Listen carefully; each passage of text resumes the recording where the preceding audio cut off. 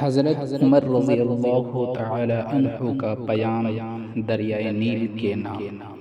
مصر میں زمانہ جاہلیت سے یہ دستور چلا آ رہا تھا کہ جب بھی دریائے نیل ٹھہر جاتا تو ایک حسین اور خوبصورت لڑکی کو قتل کر کے دریا کے حوالے کر دیا جاتا تو دریائے نیل پھر سے حسب معمول چل پڑتا۔ حضرت عمر رضی اللہ عنہ کے دور خلافت میں جب مصر فتح ہوا اور حضرت عمر بن العاص رضی اللہ عنہ وہاں کے گورنر مقرر ہوئے تو اس وقت بھی حسب معمول دریائے نیل کی روانی ختم ہو گئی اور وہ ٹھہر گیا۔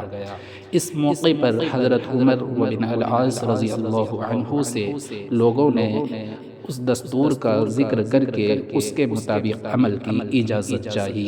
حضرت عمر بن العاص رضی اللہ عنہ نے فرمایا، یہ جاہلیت کی رسم ہے، ہم ایسا نہیں کریں گے، البتہ امیر المؤمنین حضرت عمر رضی اللہ عنہ سے میں مشورہ کروں گا۔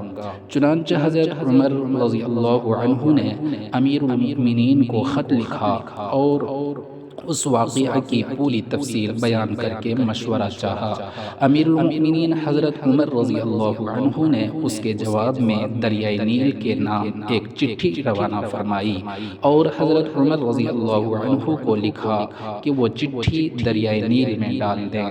اس چٹھی کا مضمون یہ تھا کہ یہ اللہ کے بندے عمر کی طرف سے دریائے نیل کے نام، اما بعد، اگر تو اے دریائے نیل اپنی طرف سے جاری ہوتا تھا تو مت جاری ہو، اور اگر اللہ واحد قہار نے تجھ کو جاری کیا تو ہم اسی سے سوال کرتے ہیں کہ وہ تجھ کو جاری کر دے۔